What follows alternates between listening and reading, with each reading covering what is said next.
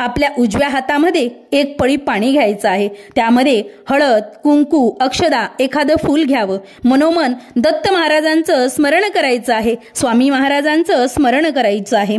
आपली एखादी मनोकामना असेल तर ती दत्त महाराजांना बोलून दाखवायची आहे.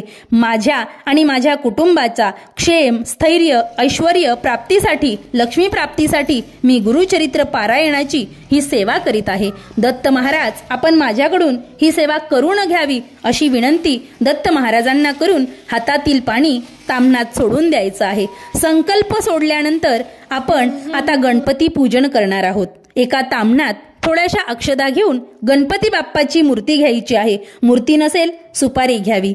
गणपती बाप्पांना पाण्याने, नंतर पंचामृताने, नंतर पुन्हा शुद्ध पाण्याने स्नान घालायचं आहे व श्री गणेश स्थापना ही चौरंगावरती करायची आहे.